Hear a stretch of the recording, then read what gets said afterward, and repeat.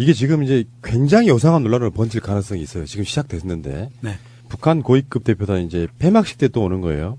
김영철 통전부장이면서 현재 노동당 중앙위원회 부위원장인 김영철 부위원장이 지금 폐막식에 참석하는데요. 니성권 조평통위원장보다 더 직계에 있는 더 높은 자리에 있는 거예요. 네, 쉽게 말해서 완투쓰리 다 온 겁니다. 네. 네. 완투쓰리 다 오는 거예요. 근데 문제는 빨리 그쪽으로 저는 그 논란으로 가고 싶은데 어쨌건 김영철 통일선전부장이 내려오고 2박 3일 일정으로 지금 우리나라에 내려온다는 거거든요. 네, 대통령이 직접 만나겠다고 또 선언하셨죠. 네. 그리고 23일에는 방송 나가는 오늘이에요. 23일에는 이방카가 또 옵니다. 예. 이방카는 공식 직책이 있어요. 백악관의 선임 고문이에요. 비선 실세라고도 하죠. 문고리 3인방 중 한 명이죠. 아니 한국의 비선 실세 논란 국정농단 사태를 보고 트럼프가 자리를 만들어준 거예요. 그렇죠. 그렇죠. 맞아요. 공적인 자리를 만들어줘야 되는 만들어준 거예요. 그래서 오르내리고 이런 이상한 얘기가 없어지니까 공적인 자리를 주는 그러니까 지금 김정은도 김여정을 그대로 두면 비선 실세가 되는 거잖아요. 그래서 자리 하나 만들어준 거다 이렇게 보거든요. 쉽게 말해서 법인 카드를 쓸 수 있는 거죠. 그렇죠.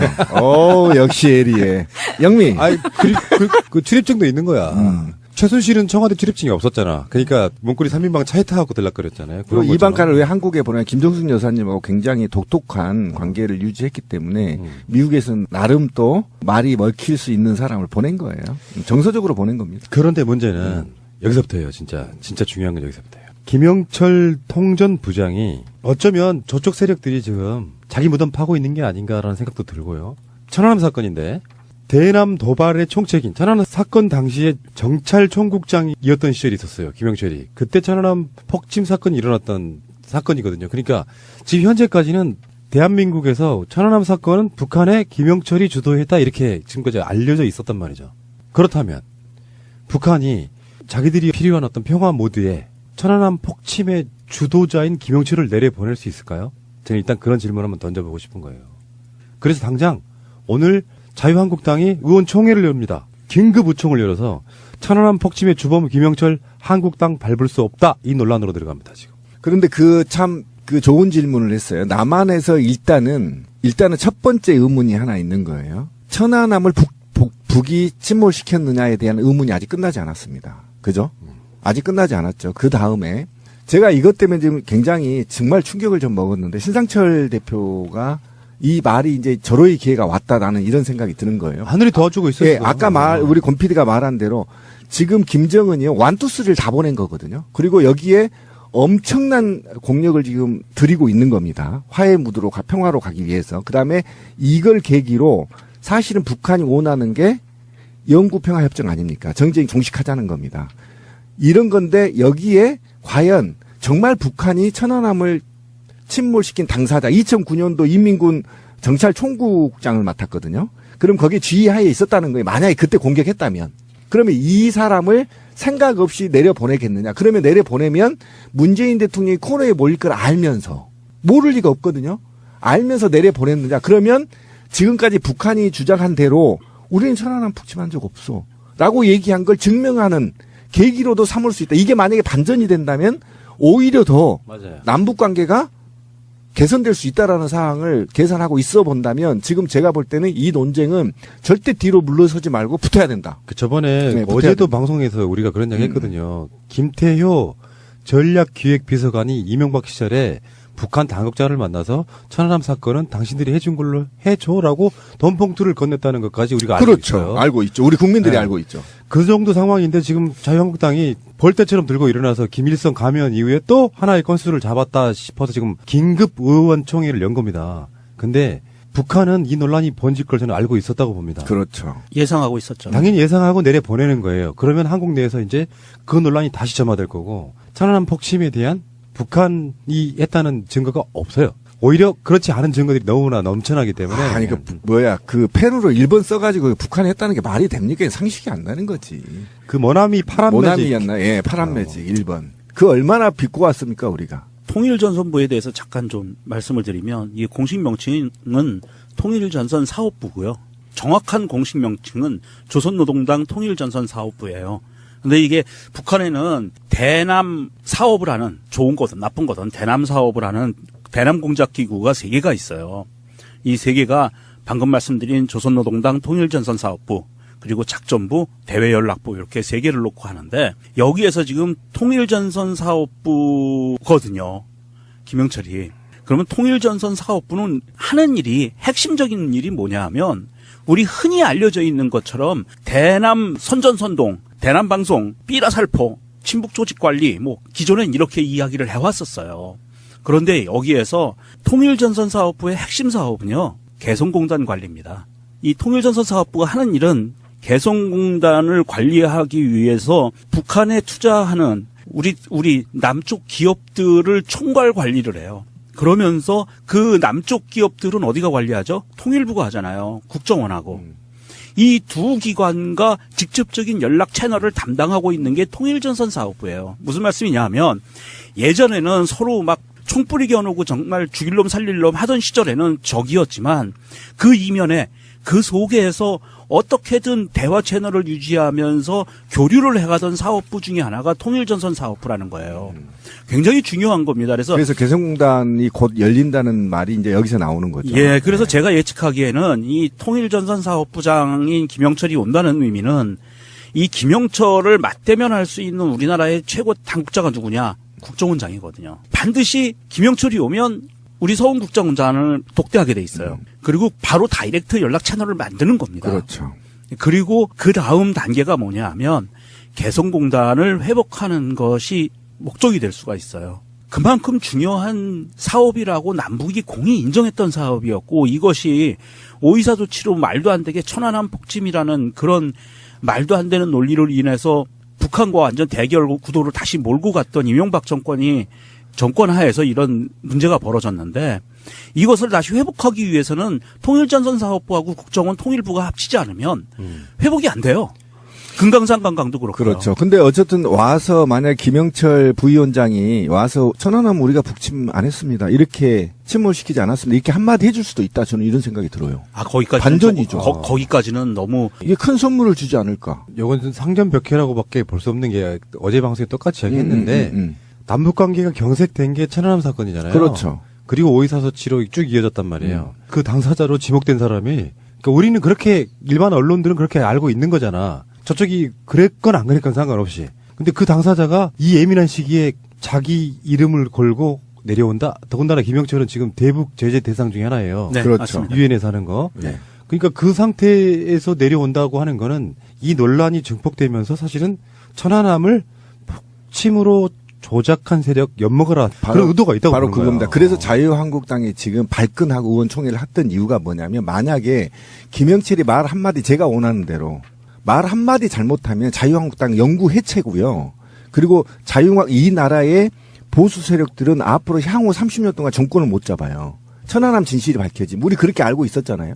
그 하나만 밝혀지면 그렇다고 네. 치면 이게 지금 간단치가 않아요. 자유한국당하고 이 MB 쪽에서는 이거 초긴장 상태에 지금 돌입할 수밖에 없는 상황에서 성명서 내고 개지랄을 하고 있는 겁니다. 지금. 자, 지금 여러분들이 잊어버리셨을까봐 천안함 사건을 딱 한 줄로 정리해드리면 천안함이 북한의 어뢰를 맞았는데 직접 맞은 게 아닙니다. 배 바로 밑에서 폭발하면서 버블제트가 돼서 그게 배가 쪼개진 사건이라고 하는데 그 증거 있냐라고 물으니까 갑자기 고철 덩어리인 어뢰 하나가 등장하죠. 그렇죠. 그 어뢰를 보고 그게 북한 어뢰라는 증거 있냐 했더니 파란 매직 일본으로 써서 썼죠. 보관했던 게 꺼내 나와졌고요. 그 안에는 천안함 사건 때 건졌다고 볼 수 없을 만큼 굉장히 오래된 어뢰 속에 가리비 같은 게 발견된 사건이에요. 아예 거기서 성장했던 가리비 못 나와 좁아서. 그러니까 어떤 사람이 살인 사건을 냈는데 죽인 무기가 뭐냐고 할 때 그 어뢰를 끄집어내서 이걸로 천안함을 폭침시켰어 했던 그렇죠. 사건인데 북한이 천안함을 폭침시켰다는 증거는 단 한 가지도 없습니다. 없습니다. 그리고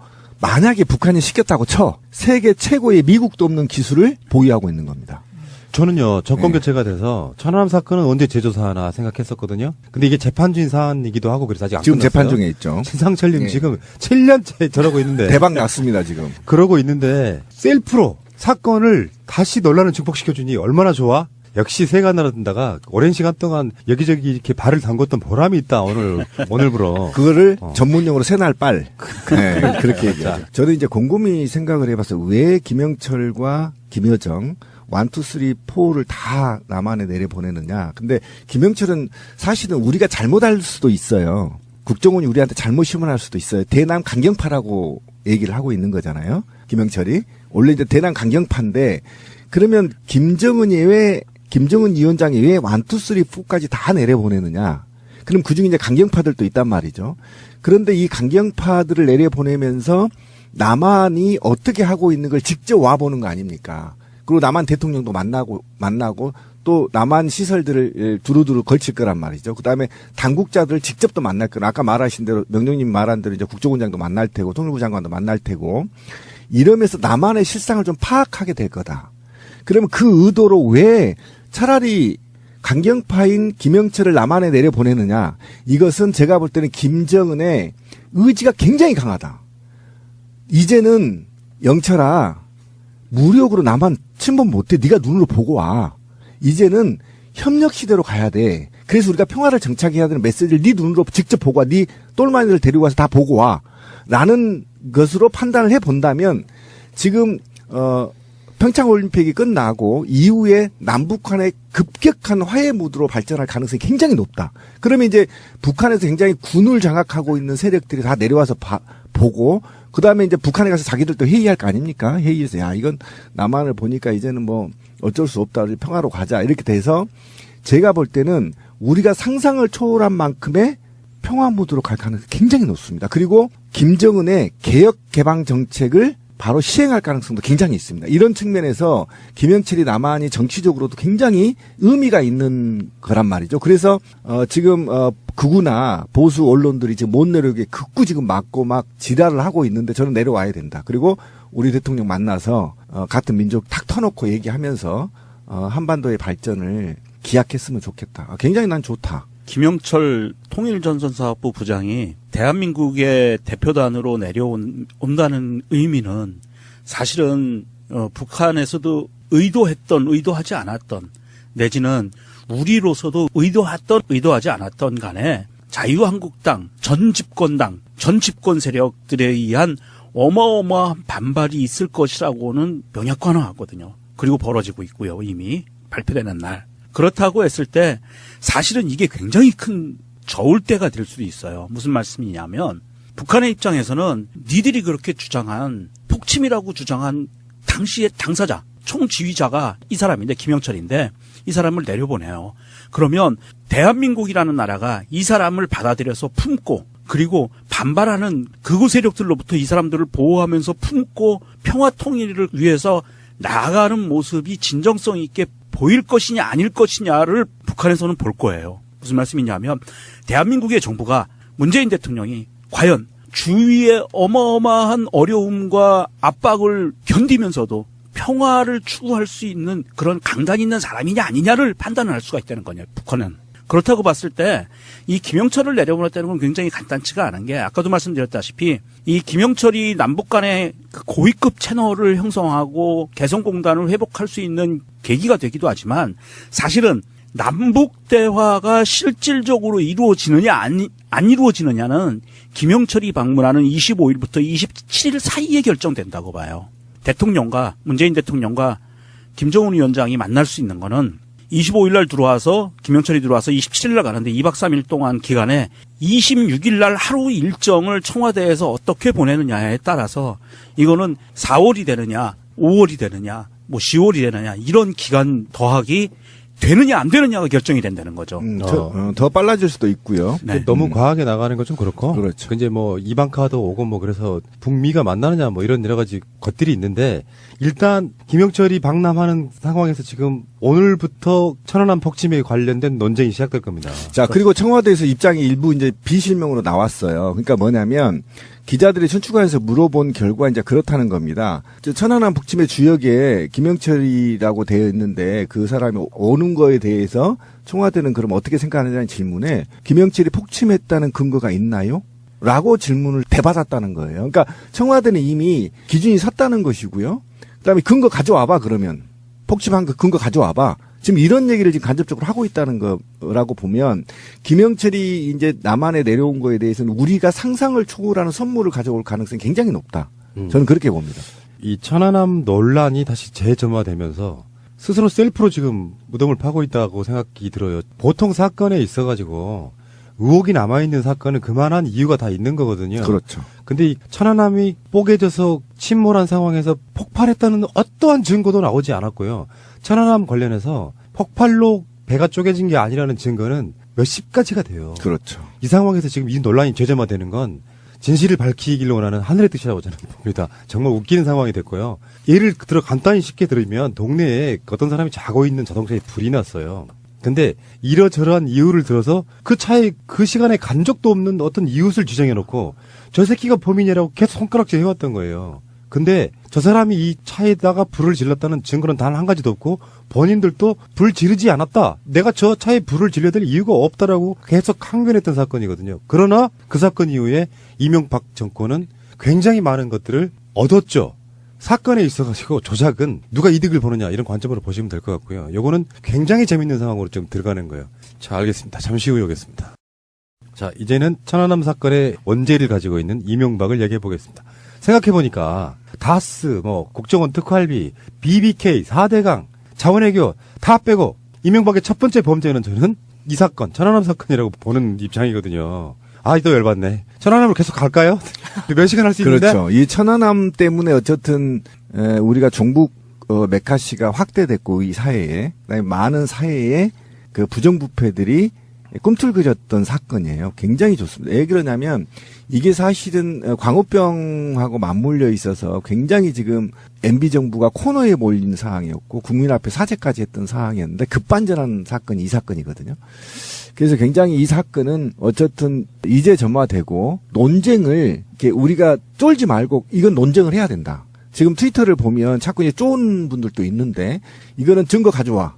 그럼 당장 누구도 증거를 가져오지 못합니다. 국방부가 사건 진상조사를 발표할 때 그 뒤에 별들이 쫙 앉아요. 그리고 그거 발표합니다. 우리는 북한한테 쳐맞아서 어떤 방비도 하지 못하고 우리의 생태 같은 목숨을 수십 명 잃었어요라고 이야기합니다. 그래놓고 그 상황에서 징계받은 별들은 단 한 명도 없습니다. 훈장 받았죠.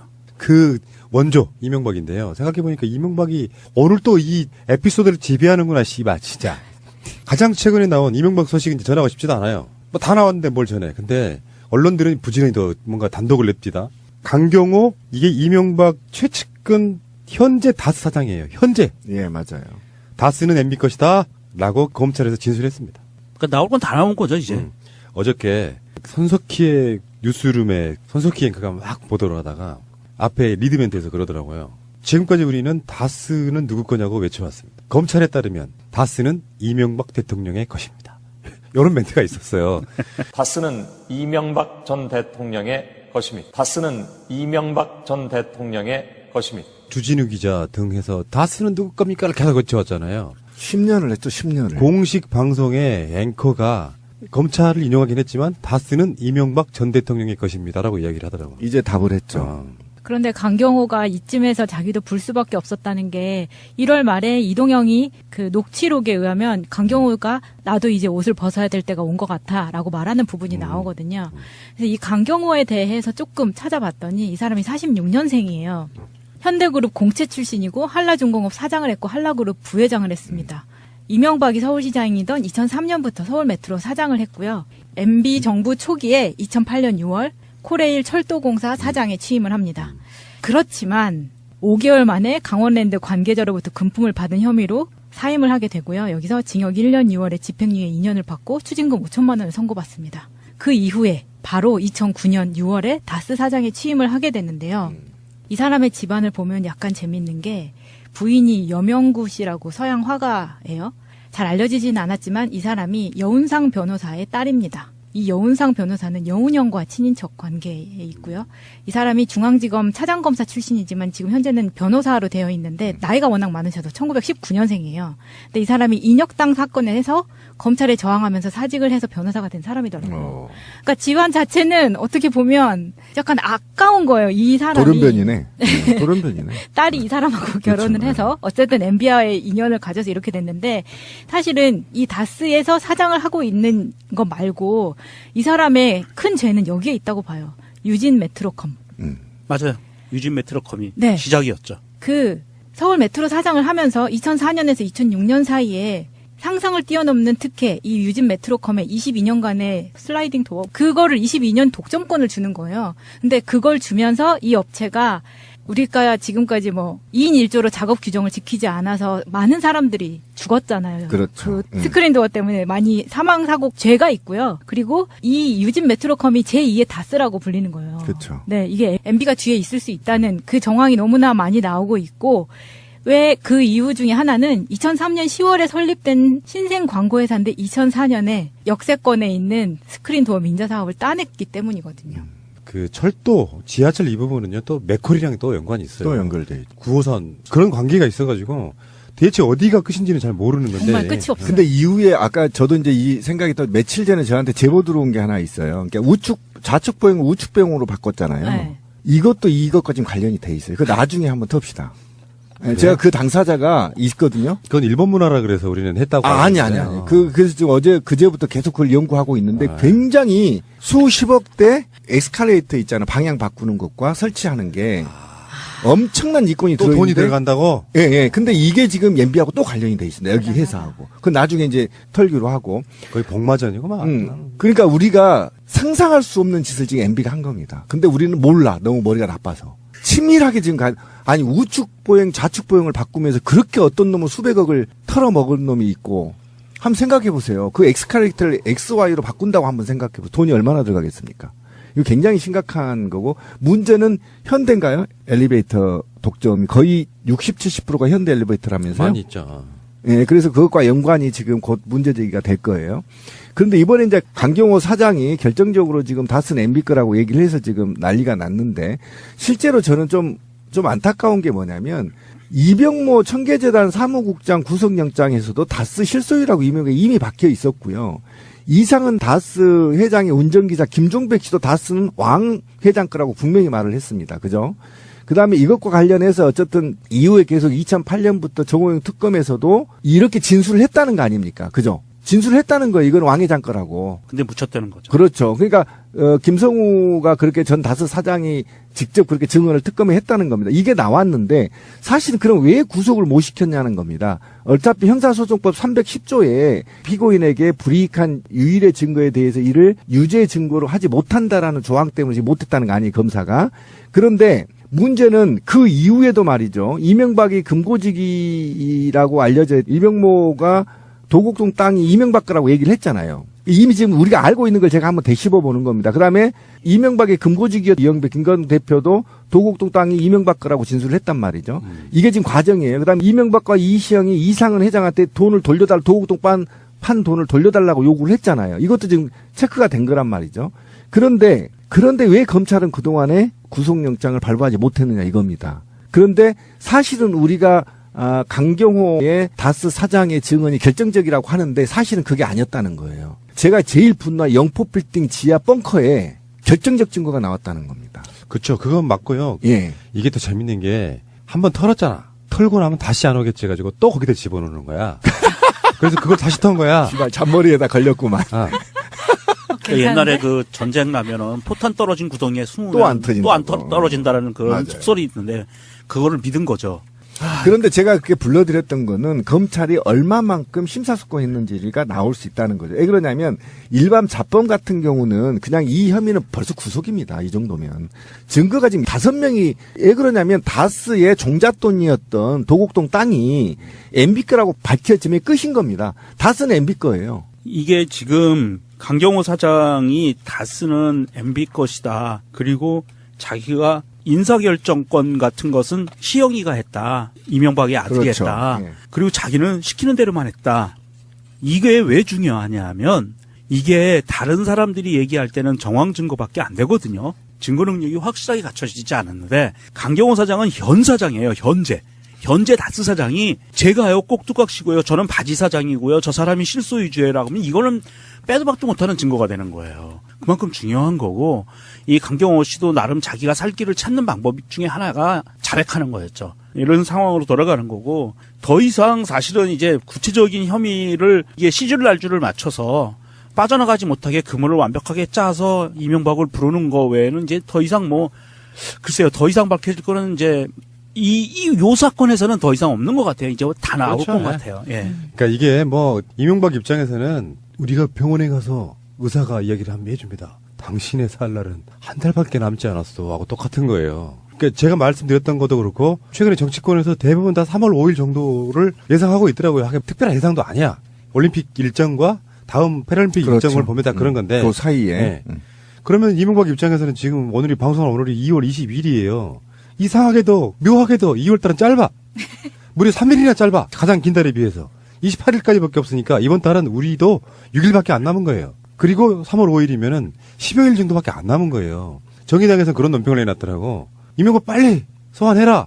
소환해야 됩니다. 증거 인멸하고 있다. 근데 네. 인멸할 증거가 어디 있으며 지금 감시해 놓은 처리랄까요? 이런 것들 때문에 함부로 하지는 못할 거라고 보고 웬만한 건 다 확보가 됐다고 보니까 어쨌든 이명박이 그런 입장인 거고요. 영포빌딩에서 발견된 문건을 건네줬던 사람이 청와대 부속실의 선임 행정관이었던 김윤경이라고 나오잖아요. 예. 근데 이 김윤경은 이진영이라는 또 다른 선임 행정관하고 항상 같이 옮겨 다니는데 이 둘이 김윤경은 서울시 공무원 시절에 이명박과 인연이 있고요. 여기서 말하는 이진영은 LK 이뱅크 때 이명박의 비서였습니다. 어허. 근데 이 두 사람을 청와대에 데리고 들어간 거예요. 그리고 임기가 끝난 후에 이제 이 사람들이 뭐 문건이라든가 다 이걸 이병모에게 건네주고 이런 역할을 다 했고 임기 후에는 지금 삼성동 MB 사무실에 상근직으로 근무하고 있는 사람들이에요.